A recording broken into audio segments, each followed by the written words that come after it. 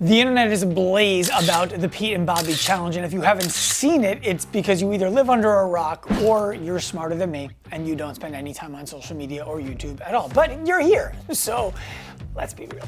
You've heard of it. There are two things about the challenge that I absolutely love, and we're gonna get into them. There's one thing about the challenge that I think is a major problem, even borders on being dangerous, and leads to all of the people who say bad things about Donald Trump and RFK and the whole administration.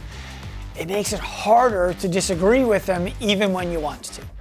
Let's just start off by hearing what they have to say about what the challenge is all about and why we're doing it. All right, here we are in the bowels of the Pentagon for the Pete and Bobby challenge. I think this was your idea, so I blame you. But it's all about Make America Healthy Again. We're gonna be fit, not fat. We want recruits that are ready to go and challenge.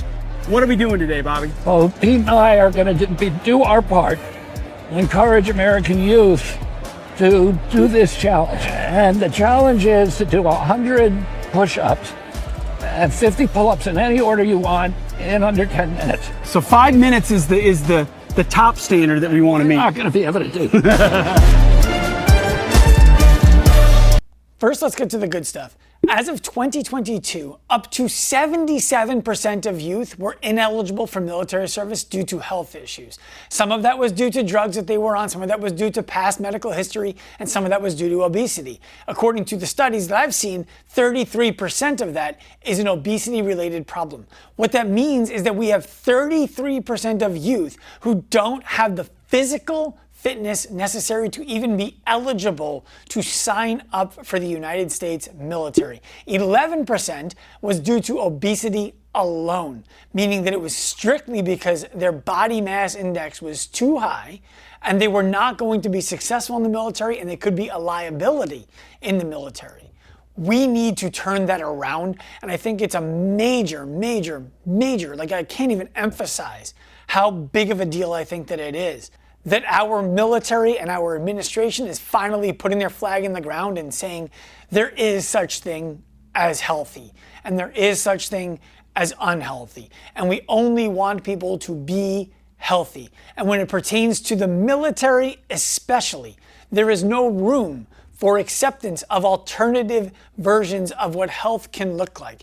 Because in that world, we're putting people's lives at stake, and not just the ones who are showing up unhealthy, but the people who are depending on the person next to them are at stake when the person next to them isn't healthy enough to do the job that they need to do in military uniform. Speaking personally, I have extreme reverence for the military because I didn't have the guts or the interest in going. I grew up in a really good household. I thought my future was really bright, and the service in military wasn't really something that I found appealing or not scary at all. So I didn't do it. I have a ton of respect for people who decide to make the alternative decision and to go to the military. And I think that we as a country owe it to them to give them the best opportunity they have to be successful. And part of that is being healthy and surrounded by other healthy people. It's great that our government is starting to do things like say, we need to be healthy. Fit over fat. That is a good thing. That they can be healthy at any body size. There's this new paradigm, pretty new, called health at every size. And in my work as a wellness coach, I use a health at every size model. It's important to remember that we're coming out of a period in American life where this is what we were told. And we were told this over and over and over again. You can be healthy at any size. This is healthy, said Cosmopolitan magazine. And the reality is, this was never healthy. And it's reasonable for somebody to say you can't assign that to the military or to the United States government. They weren't the ones saying it. But my contention is that if they weren't the ones refuting it, they're complicit. And it's refreshing that we have a government who's not going to stand by that anymore, who's going to say, no, there is a version of health that we do want you to strive for. And we do know what healthy looks like. And it doesn't have to be physical aesthetics. It could be the ability to perform in a given time and manner. And if you don't have the ability to do that, I'm sorry, it just doesn't work. And that, to me, I like that. And I don't care if it's a Republican government, an independent government, a Democratic government. I don't care who the government official is. I like to call balls and strikes. This is a strike if we're rooting for the pitching team. It's a good thing. Like, however you want to look at balls and strikes, like this is the one that you wanted, okay? Lost the British following of the audience. Sorry, England. Does that mean that you have no absolute personal value if you're not fitting the fitness and health standards that the government wants you to fit into to be able to participate in the military? No, you still have plenty of value as a human being.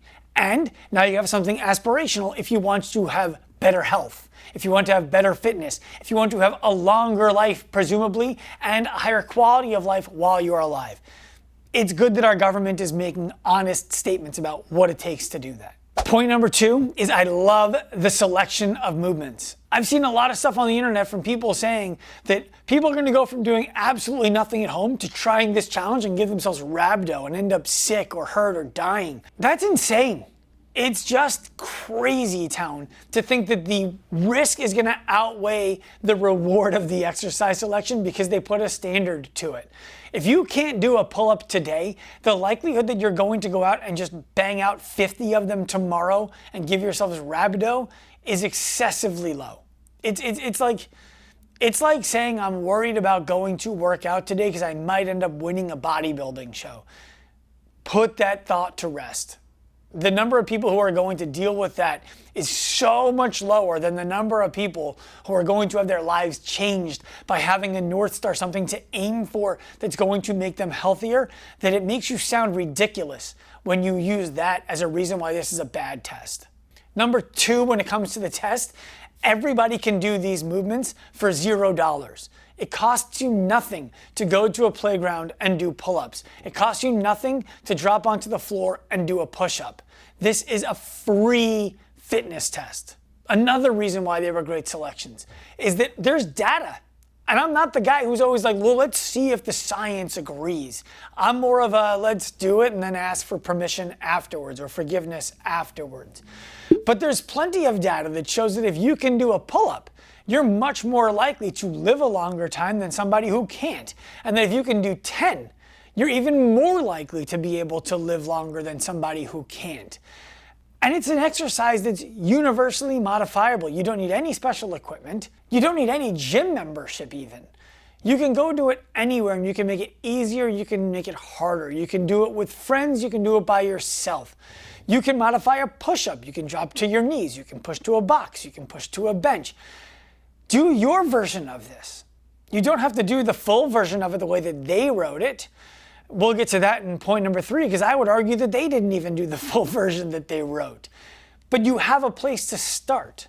And just like I talked about in the past about the Presidential Fitness Award being back and that being a good thing for elementary school students, this is a North Star for adults. And it's simple and it's approachable. You don't have to be excellent to be able to do this, and you can start today if you can only do one of each or if you can do none of either. You can find a version of each that you can do. That makes this accessible and that makes this easy for a lot of people to start their fitness journey with it. Stop hating on that. We need to stop giving away participation trophies and all-star trophies and worry that the people who only got the participation trophy didn't get the all-star trophy, so they're going to be sad about it. You want to be an all-star? Get better. It's good. It gives you an opportunity to strive for something. If you can't do 50 pull-ups and you can't do 100 push-ups, and we're not talking about in a row, we're just talking about in a day, then you can get better. That's a choice that you have, and that's what the government is trying to ask us to do now. We've been asking the government to increase standards for so long, whether you like this administration or you don't. They're doing it here. Give them the credit that's due. My third point, and the one that I think is really not so good for the look of the way that this thing was presented, is that the number one complaint that I see from people who dislike the Trump administration, and RFK and Pete Hegseth are a part of the Trump administration, is what they commonly say is they're pointing out a lot of things that are true, but the way that they're going about solving them is bad. And my response to that, regardless of who the president has always been, is if you agree that they found a problem, and you agree that the person before them didn't do anything to solve the problem that was effective, you cannot come at them with the way that you are solving the problem is ineffective and not provide a better way to do it. And there's been a lot of that with the Trump administration from where I sit. I've seen a lot of, yeah, they were right about immigration, but the way that they're doing it was wrong. Yeah, they were right about the health of America, but the way that they're going about solving for it is wrong. Fine. But the person before wasn't saying these things at all. They weren't pointing out these problems at all. So I think it's disingenuous to suggest that you like that they found the problem, but you dislike the way that they're trying to solve it. Suggest a better way, and then it makes some sense. But when it comes to this test, what I think happens is the way that RFK and Pete Hegseth have performed this test, the reps that they're doing, the quality of the reps that they're doing, I don't like the way that they're doing it. And so I find myself in a similar situation to all of the people who I've said, shut up already, because they didn't do pull-ups. At least not from the 2.5-minute clip that we saw them post at the DOD. They didn't do push-ups. At least not from the clip that we saw them post at the DOD. And the standards that I'm talking about for pull-ups and push-ups are standards that I got from videos I watched from the United States Marine Corps about what pull-ups need to look like. You might say, well, those weren't the standards they were going for. Fine. But I'm pretty sure that this also wasn't. I'm pretty sure that these push-ups also weren't. And so what happens is when they post a workout like this, what I think happens is you run the risk of saying, do it for the time, because they posted their times. It was on the thumbnail. Do it for the time, not for the quality of the movement, not for the purpose of the workout. And that's the part that I think becomes dangerous, because now we start to cut corners. And when we start cutting corners, we become a person who cuts corners. My daughter this weekend was cheating in a game of cards. I said to her, we can't cheat in cards. She goes, it's just a little game of cards. What's the big deal? Nobody got hurt. And I had to explain to her, she's 6.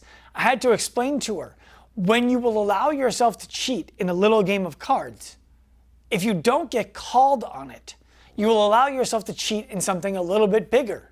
And if you don't get called on that, you'll allow yourself to cheat in something bigger. And eventually, you go from having cheated in a little game of cards to being a cheater.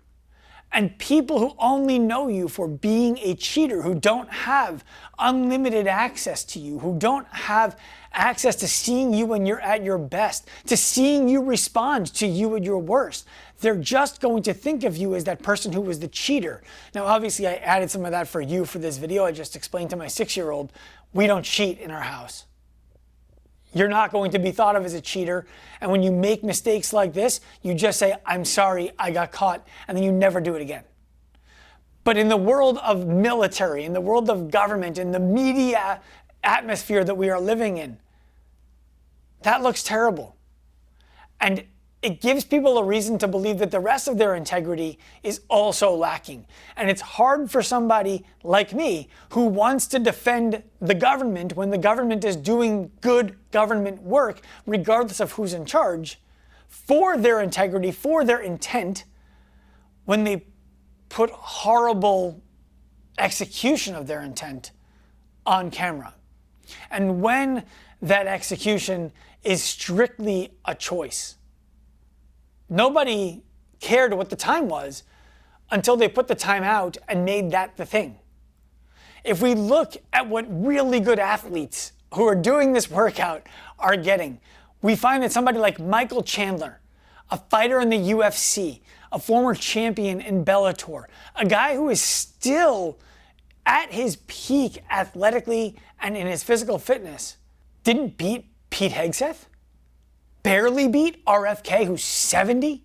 71. 71? Now I get it, RFK works out a lot and he's probably on some testosterone. Good for him.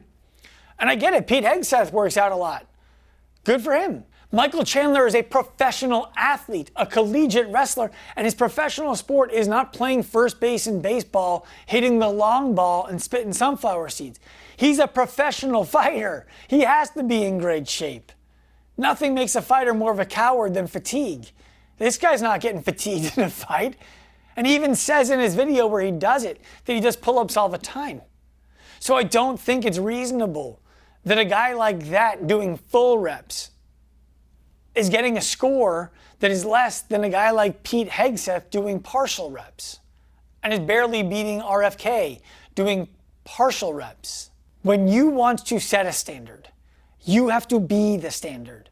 I would have rather seen Pete Hegseth get 10 minutes on this workout and said, wow, that's really hard, and trained and came back and did it again in 6 months and gotten 5 minutes on the workout and said, look at all the improvement that you can make.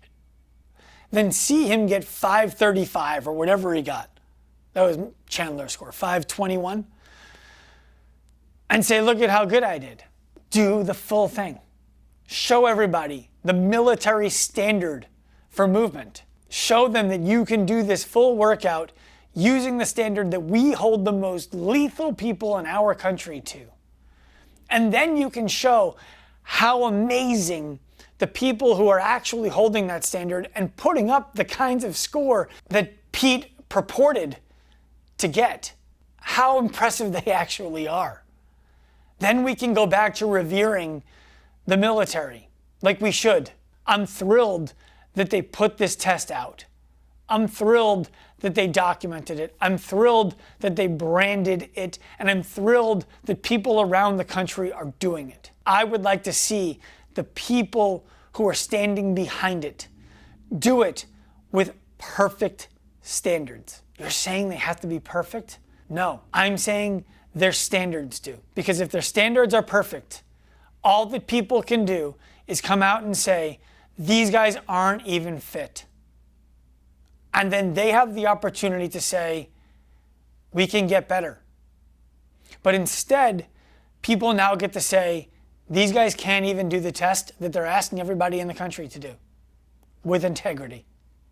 And the reality is, those guys are fit. Those guys are in good shape.